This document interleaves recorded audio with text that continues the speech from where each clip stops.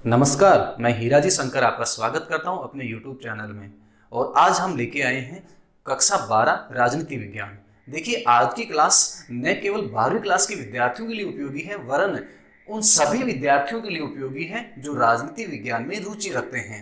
देखिए, अमूमन जब भी करियर काउंसलिंग के दौरान हमारे पास कुछ विद्यार्थी आते हैं जो लेक्चरशिप या नेट जेआरएफ की तैयारी कर रहे होते हैं राजनीति विज्ञान में, तो उनको सबसे पहले हम ये रिकमेंड करते हैं कि जो स्कूली स्तर पर राजनीति विज्ञान की किताबें हैं उनका अध्ययन करना चाहिए। देखिए, विषय विशेषज्ञ बनने का एक तरीका होता है, हमें स्टेप बाय स्टेप चलना होता है, सरल से जटिलता की ओर हमें आगे चलना होता है। तो इस प्रकार से आज की क्लास राजनीति विज्ञान में रुचि रखने वाले सभी विद्यार्थियों के लिए उपयोगी होगी। तो चलिए शुरू करते हैं। पॉलिटिक्स और दूसरी का नाम है politics in India since independence. अगर हिंदी माध्यम की बात करें तो एक का नाम है समकालीन विश्व राजनीति और दूसरी है स्वतंत्र भारत में राजनीति। देखिए, ये जो सिलेबस है वो एनसीईआरटी के द्वारा डिजाइन किया गया है, जो सीबीएसई में चलता है। इसके अलावा अनेक स्टेट बोर्ड्स हैं, वो भी एनसीईआरटी के द्वारा डिजाइन किए गए इस सिलेबस को उन्होंने अपनाया है। और ये जो कवर पेज देख रहे हैं आप, ये राजस्थान बोर्ड का है। तो कवर पेज को लेकर आपको भ्रमित होने की जरूरत नहीं है। अलग अलग स्टेट बोर्ड हो सकते हैं कि एनसीईआरटी के सिलेबस को अलग अपने अंदाज में कवर पेज के हिसाब से वो प्रस्तुत कर रहे हो, बाकी अंदर मैटर वो ही है। तो इसलिए ये क्लास केवल सीबीएसई वालों के लिए ही उपयोगी नहीं है, वरन अनेक स्टेट बोर्ड के लिए भी उपयोगी है। जैसे कि राजस्थान में भी एनसीईआरटी के द्वारा डिजाइन किया गया सिलेबस ही चलता है। यस, तो हम इस प्रकार से दो किताबें पढ़ेंगे। एक का नाम, अगर हिंदी की बात करें तो पहली पुस्तक का नाम है समकालीन विश्व राजनीति और दूसरी का नाम है स्वतंत्र भारत में राजनीति। अगर हम इंग्लिश के हिसाब से बोलें, इंग्लिश मीडियम के हिसाब से बोलें, तो एक का नाम है कंटेम्प्रेरी वर्ल्ड पॉलिटिक्स और दूसरी का नाम है politics in India since independence. Yes, देखिए, सिलेबस के हिसाब से ये जो समकालीन विश्व राजनीति वाली किताब है ये प्रथम भाग मानी जाती है। इसलिए सबसे पहले हम इन दोनों किताबों के बारे में एक बार तो परिचय प्राप्त कर लेते हैं और फिर हम समकालीन विश्व राजनीति पढ़ेंगे। तो समकालीन विश्व राजनीति के बारे में हमें इस किताब में क्या पढ़ना है? जैसा कि नाम से स्पष्ट है, कंटेम्प्रेरी या हिंदी में बोले तो समकालीन। इसका मतलब हाल फिलहाल की विश्व राजनीति को हम समझने की कोशिश करेंगे। देखिए, अगर हमें हाल फिलहाल की विश्व राजनीति को समझना है तो हमें इसका बैकग्राउंड भी जानना होगा। क्यों? क्योंकि जैसे हम देखते हैं ना, इमारत दिख रही है तो उसकी नींव को भी देखना होगा। तो हाल फिलहाल की जो भी विश्व राजनीति है उसकी बुनियाद कहीं ना कहीं द्वितीय विश्व युद्ध के बाद है। देखिए, विश्व राजनीति में अनेक दौर आए हैं, अनेक पड़ाव आए हैं। कुछ घटनाएं ऐसी होती हैं जो विश्व राजनीति की दशा और दिशा को बदल देती हैं, और उसमें एक घटना है द्वितीय विश्व युद्ध। द्वितीय विश्व युद्ध के बाद जैसे कि शक्ति संरचना पूरी तरह से बदल गई थी, तो हम पढ़ेंगे कि द्वितीय विश्व युद्ध के बाद ये जो विश्व राजनीति है वो किस दिशा में जा रही है और आज विश्व राजनीति का क्या परिदृश्य है, ये हम डिटेल से जानने की कोशिश करेंगे। दूसरी जो किताब हम पढ़ेंगे उसका नाम है स्वतंत्र भारत में राजनीति, यानी politics in India since independence. Yes, इस किताब में हम समझने की कोशिश करेंगे, यानी जहां प्रथम किताब में हम विश्व दर्शन की बात करेंगे तो यहां हम भारत दर्शन पढ़ेंगे, और स्वतंत्र भारत के बाद जो भारत की राजनीति रही है उस राजनीति को हम समझने की कोशिश करेंगे। देखिए, 1947 में नेहरू के हाथ में जो हमने भारत सौंपा था और आज जो मोदी के हाथ में जो भारत है उसने क्या उतार चढ़ाव देखे हैं, भारत का लोकतंत्र कि क्या विकास यात्रा रही है। ये देखिए, इसमें हमें एक बात समझने की है कि हमें ये जो विश्लेषण करना है, यानी भारत की जो विकास यात्रा राजनीतिक दृष्टि से जो देखनी है वो बड़े निष्पक्ष तरीके से हमें देखनी है। हमें किसी के ऊपर कोई ब्लेम नहीं करना है कि कांग्रेस ने अच्छा किया कि बीजेपी ने अच्छा किया, नहीं। जैसे कि मैंने कहा कि 12वीं के सिलेबस के हिसाब से पहली जो किताब है वह समकालीन विश्व राजनीति है।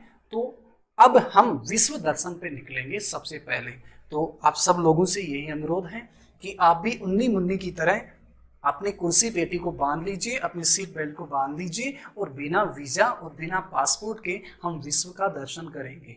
जैसा कि हमने डिस्कस किया कि विश्व राजनीति में महत्वपूर्ण घटना है वो द्वितीय विश्व युद्ध रहा, सेकेंड वर्ल्ड वॉर है, उसने विश्व राजनीति की दिशा को बदल दिया। कैसे बदल दिया कि इससे पहले सत्ता का जो केंद्र था वो यूरोप हुआ करता था, लेकिन द्वितीय विश्व युद्ध के बाद शक्ति संरचना बदल गई। वो कैसे बदली, ये सब हम बारी बारी से पढ़ेंगे। इस चैप्टर में हम पढ़ेंगे कि द्वितीय विश्व युद्ध के अंत के साथ ही एक नए तरीके का युद्ध शुरू हुआ जिसको शीत युद्ध कहा गया। इस किताब में हम पढ़ेंगे कि किस तरह से सबसे पहले द्वितीय विश्व युद्ध की समाप्ति के बाद शीत युद्ध का दौर शुरू हो गया। शीत युद्ध जो दो महाशक्तियों के बीच में हुआ, यह हम बड़ी डिटेल से पढ़ेंगे। एक तरफ अमेरिका थी और दूसरी तरफ सोवियत संघ, और दोनों के बीच में शीत युद्ध हुआ। और ये जो शीत युद्ध है इसकी प्रवृत्ति क्या थी, ये हम डिटेल से इस चैप्टर में डिस्कस करेंगे। शीत युद्ध का मतलब क्या होता है ये भी हम पढ़ेंगे। और उसके बाद में सोवियत संघ का जब पतन हो गया तो ये जो दो गुट बन गए थे उस द्विध्रुवीयता का अंत हो गया। तो दूसरे चैप्टर में हम पढ़ेंगे किस तरह से सोवियत संघ का पतन हुआ और विश्व में एकमात्र बोस बना, एकमात्र महाशक्ति बनी, और वो थी अमेरिका। तो अमेरिका ही एकमात्र महाशक्ति रह गया। और इस तरह से तीसरे चैप्टर में हम पढ़ेंगे कि समकालीन विश्व में अमेरिकी वर्चस्व, यानी अमेरिका का दबदबा हम पढ़ेंगे। उसके बाद में कि क्या अमेरिका को कोई चुनौती पेश कर सकता है, क्या अमेरिका को कोई चैलेंज कर सकता है। तो हम चौथे अध्याय में सत्ता के वैकल्पिक केंद्रों की चर्चा करेंगे। सत्ता के वैकल्पिक केंद्र का मतलब कि अमेरिका को चुनौती देने वाले कोई और दूसरी महाशक्ति हो सकती है या नहीं हो सकती है। जैसे कि क्या चीन ऐसी भूमिका निभा सकता है, या फिर कोई अगर अकेला देश अमेरिका को चुनौती पेश न करे तो क्या कुछ आर्थिक या क्षेत्रीय संगठन है वो अमेरिका के इस वर्चस्व को चुनौती दे सकता है। हम ये भी देखेंगे कि किस तरह से जो यूरोपीय संघ है, यूरोपीय संघ या फिर आसियान जैसे संगठन हैं वो अमेरिका की मनमानी का मुकाबला कर सकते हैं, ये भी हम देखेंगे। और फिर हम अपने हवाई जहाज को घुमाएंगे दक्षिण एशिया की तरफ और दक्षिण एशिया की राजनीति को हम समझने की कोशिश करेंगे। उसके बाद में हमें जो पढ़ना है विश्व राजनीति में अंतर्राष्ट्रीय संगठनों को पढ़ेंगे, यानी जैसे यूएनओ जैसे जो भी अंतर्राष्ट्रीय संगठन हैं उनकी प्रकृति कैसी है और वो किस तरह से विश्व राजनीति को प्रभावित कर रहे हैं। फिर हम अगले यानी कि 7वें अध्याय में कंटेम्प्रेरी वर्ल्ड यानी समकालीन विश्व में सुरक्षा से संबंधित मुद्दों के ऊपर विचार विमर्श करेंगे। और 8वें अध्याय में हम समकालीन विश्व यानी हाल फिलहाल के विश्व में विकास को हम पर्यावरण और प्राकृतिक संसाधनों की कसौटी पर कसेंगे कि हमारा जो विकास है वो पर्यावरण और प्राकृतिक संसाधनों को कितना नुकसान पहुंचा रहा है और क्या ऐसा कोई विकास हो सकता है जो पर्यावरण और प्राकृतिक संसाधनों की रक्षा करते हुए किया जा सके। इसके बाद में अंतिम जो टॉपिक हम पढ़ेंगे, अंतिम जो चैप्टर पढ़ेंगे वो है वैश्वीकरण यानी ग्लोबलाइजेशन। हम देखेंगे कि वर्तमान में देशों की जो सीमाएं हैं वो बेईमानी होती जा रही हैं, पूरा विश्व एक गांव में तब्दील होता जा रहा है। तो हम अंत में इस किताब के अंत में हम वैश्वीकरण के बारे में भी समझने की कोशिश करेंगे। तो चलिए सबसे पहले आज का जो टॉपिक है वो है शीत युद्ध का दौर, in English the cold war era. इसके बारे में आज हम पढ़ेंगे। तो सबसे पहले हम ये समझ चुके हैं कि द्वितीय विश्व युद्ध की समाप्ति के साथ ही शीत युद्ध का दौर शुरू हो गया था। आप यहाँ पर दो तस्वीरें देख रहे हैं जहां द्वितीय विश्व युद्ध की समाप्ति की बात हो रही है। देखिए एक चित्र में अमेरिकन सैनिक हैं वो अपनी विजय पताका फहरा रहे हैं, यानी अमेरिका ने जापान के ऊपर जो फतह की थी उसके उपरांत ये अमेरिकन सैनिक हैं वो जापानी धरती के ऊपर अपना झंडा बुलंद कर रहे हैं, यानी एक तरह से ये जीत का प्रतीक है। दूसरे चित्र में हम देख रहे हैं कि ये जो सोवियत संघ के सैनिक हैं, सोवियत संघ के सैनिक हैं वो जर्मनी यानी बर्लिन जो जर्मनी की राजधानी है वहां अपनी विजय पताका फहरा रहे हैं, यानी कि अपना झंडा वहां पर बुलंद कर रहे हैं। इसका मतलब ये क्लियर हो गया है कि द्वितीय विश्व युद्ध में मित्र राष्ट्रों की जीत हुई और ध्रुवी राष्ट्रों की हार हुई। और जीत के ये कुछ नमूने आप अपने स्क्रीन पर देख रहे हैं। चलिए आगे चलते हैं। देखिए हम बार बार कह रहे हैं कि द्वितीय विश्व युद्ध ने विश्व राजनीति की दिशा को बदल दिया। तो थोड़ा हम द्वितीय विश्व युद्ध को समझने की कोशिश करेंगे। देखिए, द्वितीय विश्व युद्ध है वह 1939 से 1945 के बीच हुआ। इससे पहले प्रथम विश्व युद्ध 1914 से 1918 के बीच में हुआ था। यस, तो द्वितीय विश्व युद्ध दो गुटों के बीच में था। इसमें दो गुट बन गए थे, एक का नाम मित्र राष्ट्र, इन इंग्लिश अलाइड फोर्सेस, और दूसरा जो गुट था वो था धुरी राष्ट्रों का, यानी जिनको एक्सिस पावर कहा गया। यस, मित्र राष्ट्रों में जो प्रमुख देश थे वो अमेरिका, सोवियत संघ, ब्रिटेन, फ्रांस और इनके अन्य मित्र राष्ट्र। इसके अलावा धुरी राष्ट्रों में जो प्रमुख देश थे वो जर्मनी, इटली, जापान। दोनों के बीच भयंकर युद्ध हुआ और इस युद्ध ने विश्व की शक्ति संरचना को बदल दिया।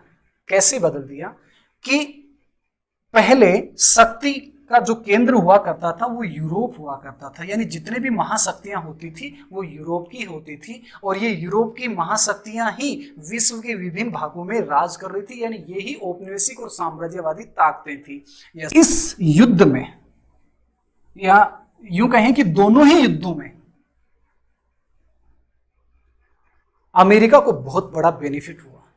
हालांकि युद्ध में बेनिफिट होना विरोधाभास लगता है, लेकिन अमेरिका को सबसे ज्यादा बेनिफिट हुआ। कैसे?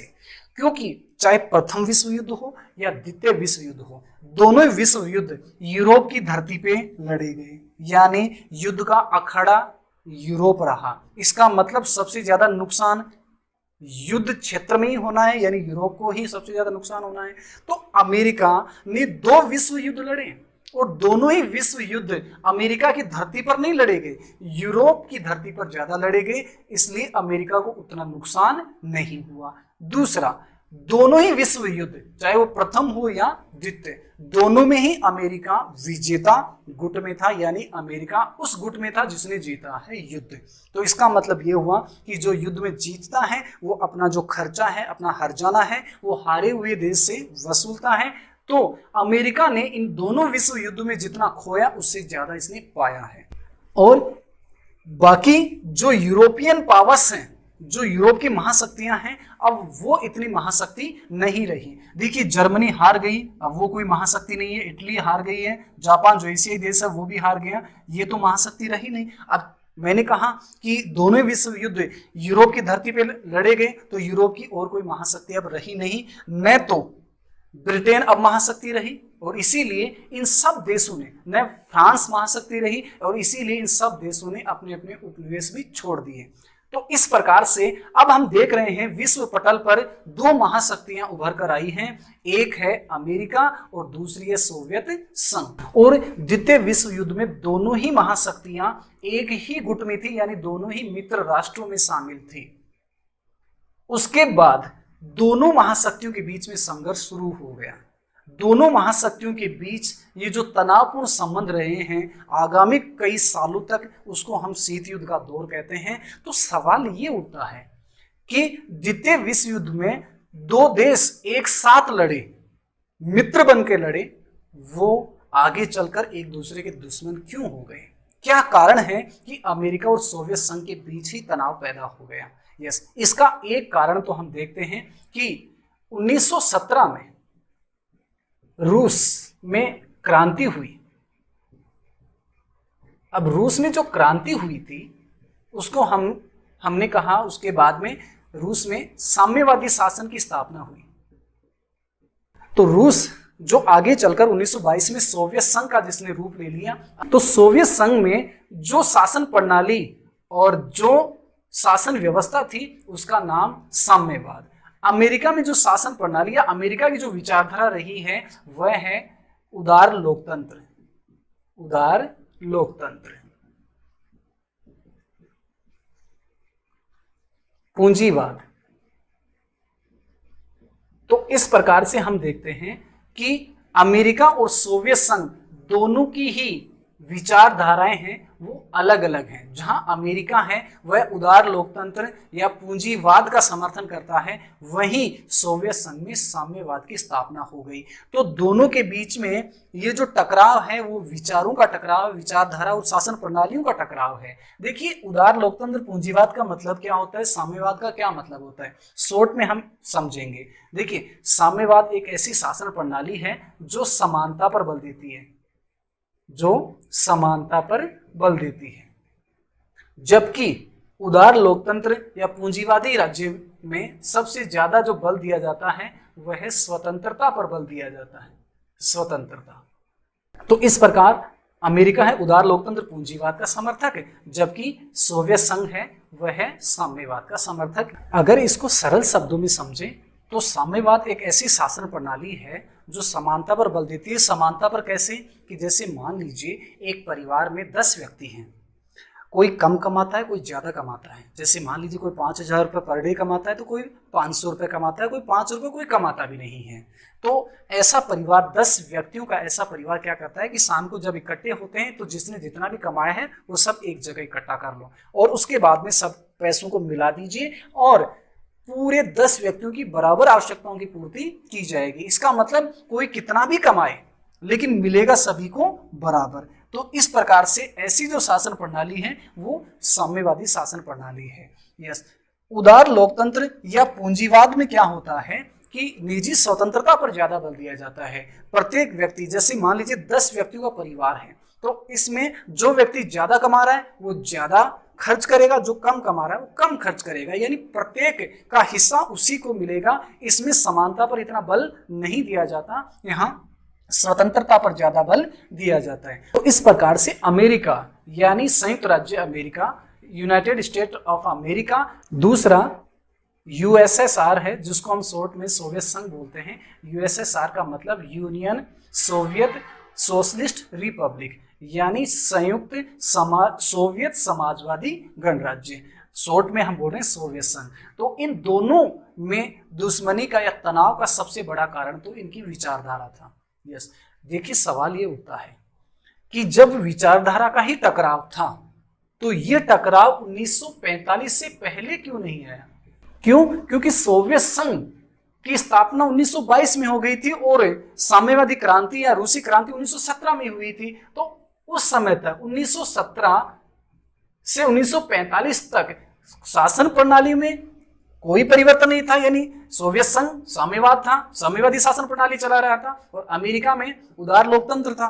तो उस समय ये लड़ाई क्यों नहीं हुई? देखिए, इसका कारण ये है कि प्रथम विश्व युद्ध के बाद यानी द्वितीय विश्व युद्ध से पहले विश्व शांति के लिए जो खतरा था वो जर्मनी, इटली, जापान, इन देशों की जो साम्राज्य विस्तारवादी नीति थी वह विश्व के लिए खतरा थी। इसका मतलब ये हुआ कि जर्मनी, इटली, जापान, ये अमेरिका, फ्रांस, सोवियत संघ सबके लिए खतरा थे। इसलिए ये सब इन सब के साझा दुश्मन थे। इस वजह से देखिए, जब दुश्मन साझा होते हैं तो बाकी के लोग आपस में मिल जाया करते हैं। तो इन सबके साझा दुश्मन यानी कॉमन दुश्मन थे। तो इस वजह से इन दोनों ने मिलकर इन दुश्मनों का सामना किया और इस वजह से 1945 तक ये एक ही गुट में यानी मित्र राष्ट्र बनकर इन्होंने लड़ाई लड़ी। अब चूंकि ये दुश्मनों की समस्या या जर्मनी, इटली, जापान की समस्या का समाधान हो गया था तो स्वाभाविक ही था कि अब इन दोनों के बीच विरोध मुखरित होगा, इन दोनों के बीच में संघर्ष होगा। इसके अलावा विद्वान इन दोनों के बीच तनाव के अनेक कारण खोजते हैं, लेकिन सार रूप में अगर हम कहें कि कारण कुछ भी हो, देखिए अगर दोनों की विचारधाराएं समान भी होती, अमेरिका में उदार लोकतंत्र पूंजीवाद है, वही शासन प्रणाली अगर सोवियत संघ में भी होती, दोनों के बीच में फिर भी तनाव होता और उसका कारण है शक्ति के लिए संघर्ष।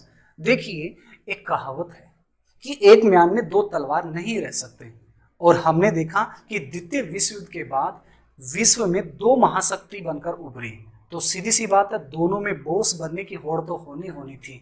यानी दोनों के बीच में शक्ति के लिए संघर्ष तो होना ही होना था। तो यह एक यथार्थवादी विश्लेषण हुआ। तो इस प्रकार से अब तक हम इस निष्कर्ष पे पहुंच चुके हैं कि द्वितीय विश्व युद्ध के बाद विश्व की शक्ति संरचना बदल गई और अब विश्व पटल पर दो महाशक्ति बनकर उभरी, एक सोवियत संघ और दूसरी अमेरिका। और दोनों के बीच में जो तनावपूर्ण संबंध था उसी को हम कहते हैं शीत युद्ध। और शीत युद्ध का सबसे बड़ा उदाहरण है वह है क्यूबा मिसाइल संकट। यानी अमेरिका और सोवियत संघ के बीच शीत युद्ध की अगर किसी को चरम स्थिति कह सकते हैं कि जहां से शीत युद्ध गर्म युद्ध में बदल सकता था, वह घटना है क्यूबा मिसाइल संकट। क्यूबा मिसाइल संकट बात है 1962 की। 1962 तो क्यूबा मिसाइल संकट कब की बात है? सन 1962 में। देखिए हुआ क्या था, यहां संयुक्त राज्य अमेरिका है और संयुक्त राज्य अमेरिका के बिल्कुल पास में एक देश है जिसका नाम है क्यूबा। और अमेरिका के नाक के नीचे ही सन 1959 में क्यूबा में साम्यवादी क्रांति हो गई। अब समझिए इस बात को कि साम्यवादी क्रांति का मतलब कि ये खुशी किसको होनी थी? सोवियत संघ को, क्योंकि सोवियत संघ में भी साम्यवाद है और सोवियत संघ यही तो चाहता था कि पूरी दुनिया में साम्यवाद का फैलाव हो, यानी उस जैसी शासन प्रणाली पूरे विश्व में फैल जाए। तो 1959 में फिदेल कास्त्रो, यहाँ के नेता फिदेल कास्त्रो के नेतृत्व में क्यूबा में साम्यवादी क्रांति हो गई और साम्यवादी शासन की स्थापना हो गई। इसका मतलब कि अमेरिका के बिल्कुल नजदीक सोवियत संघ के गुट का कोई देश अब अस्तित्व में आ गया है। हालांकि 1961 में बे ऑफ पिग्स के नाम से एक अभियान चलाया था संयुक्त राज्य अमेरिका ने, यहां इस साम्यवादी शासन को या साम्यवादी सरकार को उखाड़ फेंकने के लिए, लेकिन वह नाकामयाब रहा था। उसके बाद शीत युद्ध के दौरान दोनों देश एक दूसरे को कमजोर करने की कोशिश कर ही रहे थे। तो सोवियत संघ ने एक अवसर पाया कि क्यों ना वह क्यूबा को एक सैनिक अड्डे के रूप में तब्दील कर दे, क्योंकि क्यूबा और सोवियत संघ के बीच में तो मित्रता कायम हो ही गई, क्योंकि दोनों जगह साम्यवादी शासन प्रणाली है। तो सोवियत संघ ने चाहा कि यहां पर सैनिक अड्डा स्थापित कर दें। तो वह यानी सोवियत संघ है क्यूबा में अपनी परमाणु मिसाइल है वो यहां पर तैनात करना उन्होंने शुरू कर दिया। अब जो ही यहां पर परमाणु मिसाइलें तैनात करना शुरू कर दिया, अमेरिका की जो सुरक्षा व्यवस्था है उसके ऊपर प्रश्न चिन्ह लगने लग गए। क्यों? क्योंकि अगर देखिए दोनों देशों के बीच में तनाव तो है, तो युद्ध कभी भी हो सकता है। तो अगर युद्ध होता है तो सोवियत संघ यदि यहां से वार करेगा तो ऐसी कोई मारक क्षमता वाली मिसाइल नहीं है उसके पास उस समय। तो अगर वह यहां पर अपनी मिसाइल है वो स्थापित कर देता है तो अमेरिका को हराना काफी आसान हो जाएगा। तो इसीलिए 1962 में सोवियत संघ के उस समय जो नेता थे वो थे ख्रुश्चेव।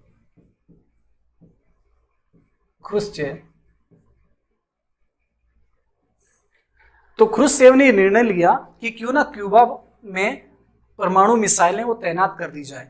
अब तैनात कर दी गई कुछ मिसाइलें और उसके बाद में अमेरिका को इस बात की भनक लगी। तो अमेरिका ने क्या किया? अमेरिका ने क्यूबा की नाकेबंदी कर दी, यानी क्यूबा के चारों तरफ अमेरिका ने अपने जो जंगी जहाज थे वो तैनात कर दिए कि कैसे यहां पर सोवियत संघ पहुंचेगा और परमाणु मिसाइलें हैं वो कैसे तैनात करेगा। तो यहां पर गश्त लगाने लग गए अमेरिका के जंगी जहाज, यानी कि नौसेना को यहां पर तैनात कर दिया, क्यूबा की घेराबंदी कर दी। इधर से सोवियत संघ के जो जहाज थे वो रवाना और चारों तरफ यहां बैठा हुआ अमेरिका। अब अगर सोवियत संघ को और यहां पर परमाणु मिसाइलें तैनात करनी है तो सामना करना पड़ेगा सबसे पहले अमेरिकी नौसेना का। अमेरिकी नौसेना से उसको मुकाबला करना पड़ेगा।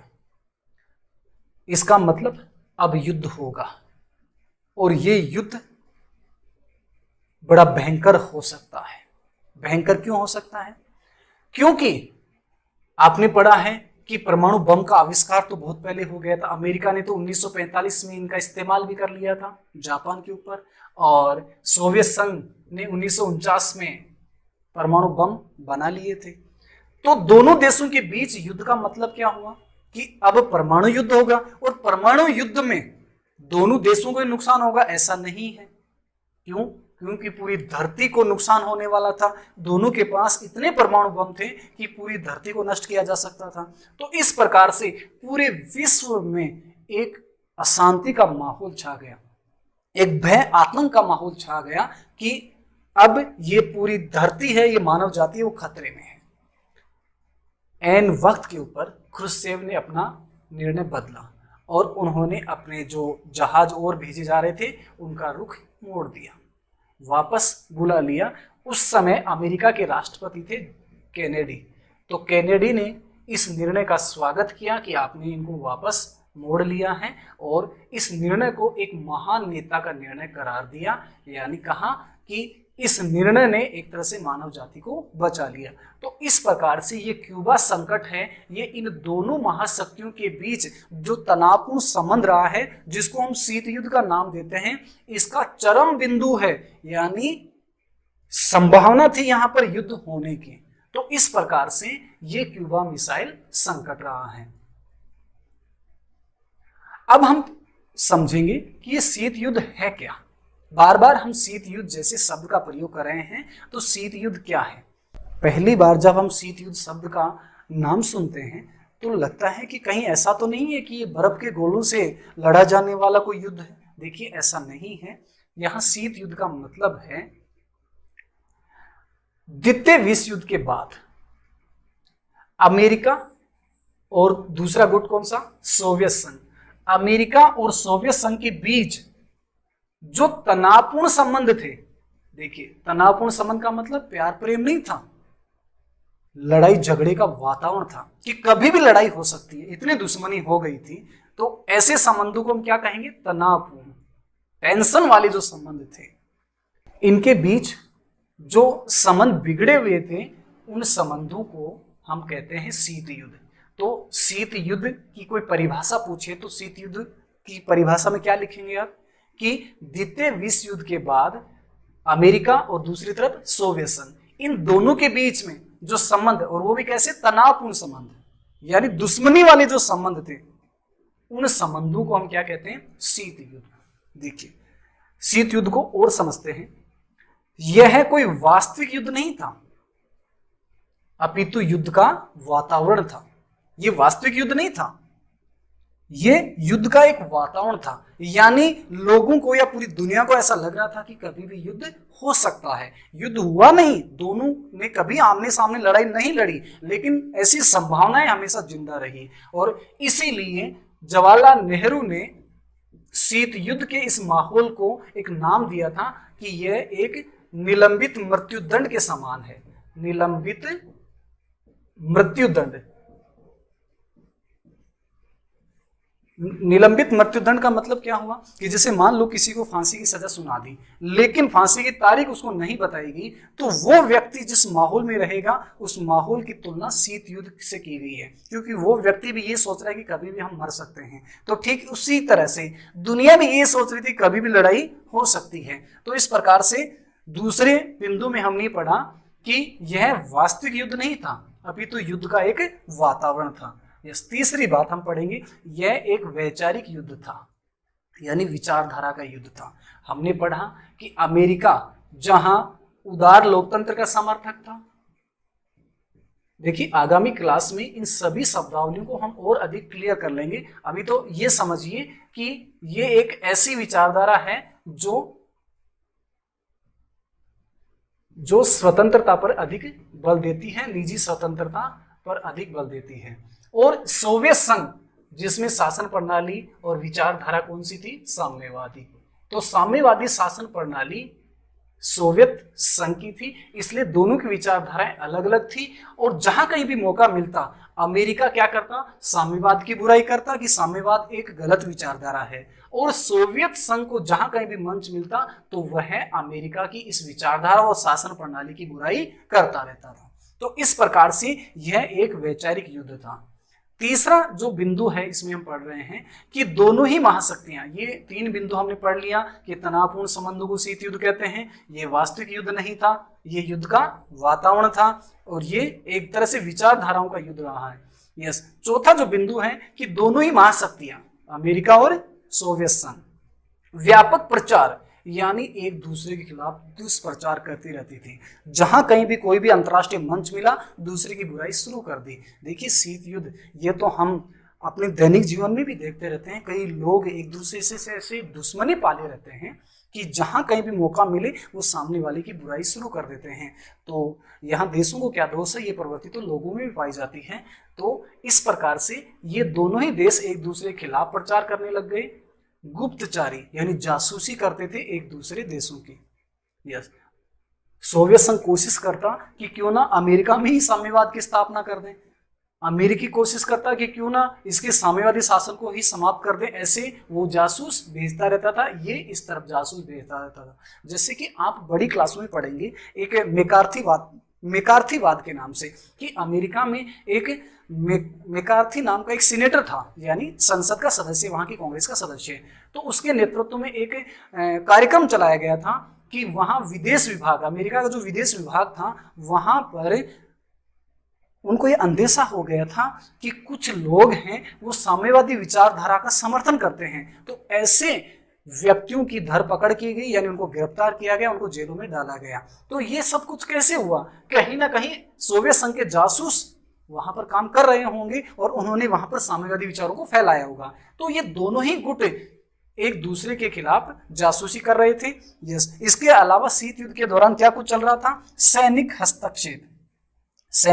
हस्तक्षेप यानी देखिए विश्व में किसी भी कोने में कोई भी घटना घटी तो या तो सोवियत संघ ने वहां पर अपनी सेना भेज दी या फिर अमेरिका ने अपनी सेना भेज दी। जैसे सोवियत संघ की बात करें तो उसने हंगरी में अपनी सेना भेज दी। यस, इसके अलावा जैसे अमेरिका की बात करें तो वियतनाम में उसने अपनी सेना भेज दी। इस तरह के अनेक उदाहरण हम पढ़ेंगे आगे कि किस तरह से दोनों ही देश सैन्य हस्तक्षेप किया करते थे। जैसे कोरिया की बात करें, एक कोरिया, उत्तरी कोरिया का समर्थन सोवियत गुट कर रहा तो दक्षिण कोरिया का समर्थन अमेरिकी गुट कर रहा। तो जहां कहीं भी डिस्प्यूट होता ये सैन्य हस्तक्षेप करते और अपनी अपनी शक्ति को प्रदर्शित करने की कोशिश करते। इसके अलावा सैन्य संधियां और संगठनों की स्थापना करने लग गई है। देखिए अकेला जो कोई देश होता है, हो सकता है कि वो विश्व जनमानस में अकेला पड़ जाए, इसलिए वो चाहता है कि उसके गुट में कुछ और देश आए और अगर वो लड़े भी तो कुछ और देश उसके साथ लड़े।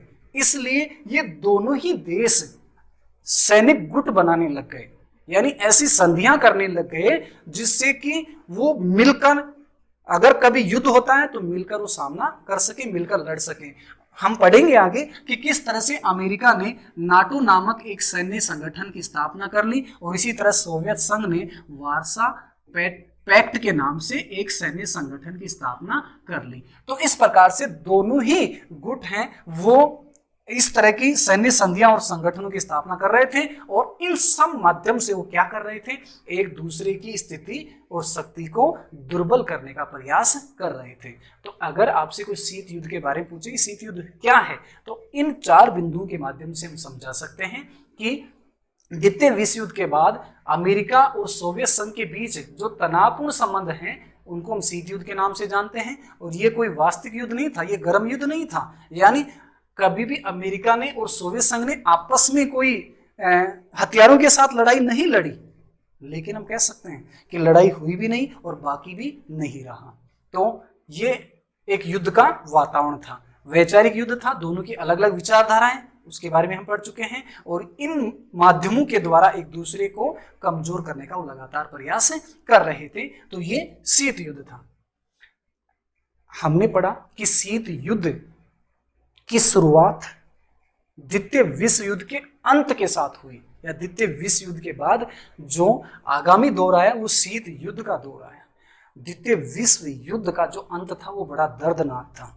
देखिए वैसे तो किसी भी युद्ध का अंत दर्दनाक होता है, लेकिन अब तक ज्ञात मानव जाति के इतिहास में एक पहला ऐसा अवसर आया जिसमें किसी एक अस्त्र ने इतने लोगों की जान ली हो। यहाँ पर आप देख रहे हैं ये कोई मशरूम नहीं है, ये परमाणु बम गिराया गया और उसी का लिया गया एक चित्र है। आपको पता है कि विश्व में परमाणु बम का एकमात्र और अंतिम प्रयोग, उसके बाद भी प्रयोग नहीं हुआ है, वो जापान के ऊपर हुआ है। जापान के 2 शहर हिरोशिमा और नागासाकी, द्वितीय विश्व युद्ध में जो मित्र राष्ट्रों में अमेरिका, सोवियत संघ, फ्रांस, ब्रिटेन जैसे देश थे, यस, तो वो ध्रुवीय राष्ट्रों के खिलाफ लड़ रहे थे। और अमेरिका जो कि अपने परमाणु कार्यक्रम पर लगातार कार्य कर रहा था और गुपचुप तरीके से उन्होंने परमाणु बम बना लिए थे, और सोवियत संघ जो कि उसी के गुट में था पहले, उनको भी तब पता चला जब इन परमाणु बमों का प्रयोग किया गया। तो 1945 में 6 अगस्त और दूसरी जो तारीख है वो है 9 अगस्त। 6 अगस्त और 9 अगस्त को जापान के ऊपर परमाणु बम गिराए गए। एक तो हिरोशिमा शहर पर 6 अगस्त को अमेरिका ने परमाणु बम गिराया। इस परमाणु बम का जो नाम रखा गया था वो था लिटिल वॉर, जो कि 15 किलोटन का था। और 9 अगस्त को फैटमैन के नाम से नागासाकी शहर में जो परमाणु बम गिराया गया वो 21 किलोटन का था। इस प्रकार से इन परमाणु हमलों में मरने वालों की संख्या लाखों थी और इससे भी ज्यादा लोग यहाँ पर घायल हुए। हालांकि अमेरिका ने अपने परमाणु बमों के प्रयोग को इस आधार पर उचित ठहराया कि अगर परमाणु बम का प्रयोग नहीं करता तो ये युद्ध आगे खींच सकता था, इसलिए युद्ध को रोकने के लिए, युद्ध को समाप्त करने के लिए परमाणु बमों का प्रयोग किया गया। ये अलग बात है कि विश्व राजनीति में जो बोला जाता है वो कुछ अलग होता है, वास्तविक कुछ और होता है। और विश्लेषक ये मानते हैं कि अमेरिका कई सालों से परमाणु कार्यक्रम के ऊपर खर्चा कर रहा था और अगर वो इनका प्रयोग नहीं करता तो अमेरिका की जनता में असंतोष व्याप्त हो जाता कि इतने पैसे क्यों खर्च किए जा रहे हैं। इसलिए उन्होंने परमाणु बमों का प्रयोग करके उस खर्चे को उचित ठहराना सही समझा। तो इस प्रकार से द्वितीय विश्व युद्ध दर्दनाक तरीके से उसका अंत हुआ और उसी के साथ शीत युद्ध की शुरुआत हो गई। अब बात ही आती है, एक सवाल आता है हमारे जहन में कि शीत युद्ध गर्म युद्ध यानी वास्तविक युद्ध में क्यों नहीं बदला? शीत युद्ध है वह वास्तविक युद्ध में क्यों नहीं बदला? अमेरिका और सोवियत संघ है, उनके बीच सशस्त्र लड़ाई क्यों नहीं हुई? इसका एक कारण है अपरोध यानी डिटरेंस। अपरोध का मतलब क्या है? चलिए अपरोध के मतलब को हम बाद में समझेंगे। कई बार क्या होता है, जैसे कुछ तथाकथित मजनू होते हैं ना, और वो प्यार में धोखा खाए हुए वो बोलते रहते हैं ना, हम तो डूबेंगे सनम तुम्हें भी ले डूबेंगे। यस, ऐसी स्थिति यहाँ पर दोनों गुटों की थी, अमेरिका और सोवियत संघ की। क्यों? क्योंकि दोनों के पास परमाणु बम थे, और दोनों के बीच में अगर सशस्त्र युद्ध होता, हथियारों से वो एक दूसरे का सामना करते, तो इनमें से कौन जीतता कौन हारता? अमेरिका जीतता कि सोवियत संघ जीतता? देखिए, कोई भी जीतता या कोई भी नहीं हारता। यहाँ पर हारती तो मानव जाति। क्यों? क्योंकि यहाँ पर जिंदा बचता कोई नहीं। अमेरिका हार कर भी पृथ्वी को नष्ट कर सकता था, सोवियत संघ हार कर भी पृथ्वी को नष्ट या सामने वाले को नष्ट कर सकता था। तो इस सिद्धांत को हम बोलते हैं अपरोध या डिटरेंस। यस, तो इस प्रकार से अपरोध का क्या मतलब हुआ, या अपरोध की वजह से ही ये शीत युद्ध गर्म युद्ध में नहीं बदला। और अपरोध का मतलब क्या हुआ कि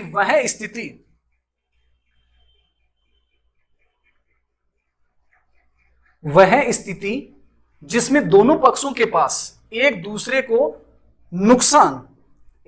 को नुकसान पहुंचाने की इतनी क्षमता होती है कि कोई भी पक्ष युद्ध का खतरा नहीं उठाना चाहता। तो इस प्रकार से अपरोध का मतलब क्या हुआ कि दोनों ही पक्षों के पास इतना सामर्थ्य था कि अगर युद्ध होता है तो खुद नष्ट होने से पहले ही सामने वाले को नष्ट कर देंगे। तो इस प्रकार से इसको और कई नामों से भी जाना जाता है, जैसे हम इसको रोक या अवरोध व संतुलन, अवरोध व संतुलन का नाम भी देते हैं, या इसको हम बोलते हैं आतंक का संतुलन।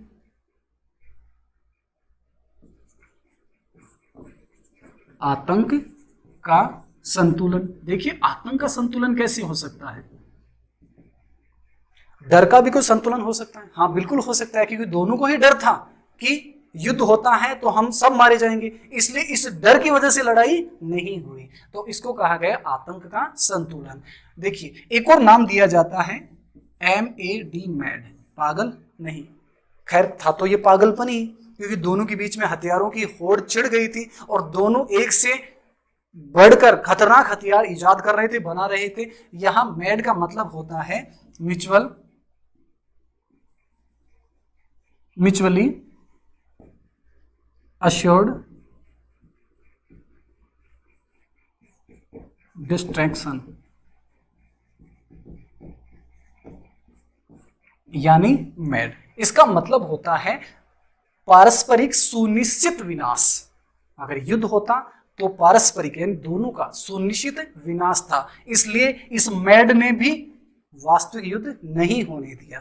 तो इस प्रकार से अगर प्रश्न ये आता है कि शीत युद्ध गर्म युद्ध यानी कि वास्तविक युद्ध में क्यों नहीं बदला, तो हम क्या कहेंगे? अपरोध के कारण। अपरोध का मतलब क्या होता है कि वह स्थिति जिसमें दोनों पक्षों के पास एक दूसरे को नुकसान पहुंचाने की इतनी क्षमता होती है कि कोई भी पक्ष युद्ध का खतरा नहीं उठाना चाहता है। यस, इसको हम कहते हैं अवरोध एवं संतुलन, या रोक एवं संतुलन, या आतंक का संतुलन, या फिर मैड। यस, तो इस तरह से ये जो शीत युद्ध है वो शीत युद्ध ही बना रहा। हालांकि गर्म युद्ध में बदल सकता था, और वो संभावना कौन सी थी? क्यूबा मिसाइल संकट, वो उसकी चरम स्थिति थी। यस, चलिए आज के लिए इतना ही। आज की क्लास को लेकर अगर आपके मन में कोई क्वेश्चन क्यूरीज हैं तो आप कमेंट्स कर सकते हैं, उन क्वेश्चन क्यूरीज का समाधान कर दिया जाएगा। और आज की क्लास आपको पढ़ने और समझने के लिए है। होमवर्क या एग्ज़ाम की दृष्टि से अगर आप तैयारी कर रहे हैं तो इस क्लास के पूरे होने के बाद में, यानी कि ये पहला चैप्टर पूरे होने के बाद में आपको नोट्स उपलब्ध करवा दिए जाएंगे। हमारा जो टेलीग्राम चैनल है वो डिस्क्रिप्शन में दे दिया जाएगा, मेंशन कर दिया जाएगा। तो इसके लिए आप लगातार हमसे जुड़े रहें, और साथ ही साथ अगर ये हमारा प्रयास आपको पसंद आया है तो आप इस वीडियो को लाइक करें, शेयर करें, और अगर अभी तक आपने इस चैनल को सब्सक्राइब नहीं किया है तो कृपया इसको सब्सक्राइब कर दें। और आपको बता दें कि आज की ये जो क्लास है वो आप तक पहुंच पाई है, इसके लिए जो हर संभव कोशिश की है वह है संभव क्लासेज नीमका थाना, जिला सीकर, राजस्थान ने की है। इसलिए संभव क्लासेज का बहुत बहुत आभार, बहुत बहुत धन्यवाद, और मिलते हैं अगले वीडियो में। तब तक के लिए धन्यवाद।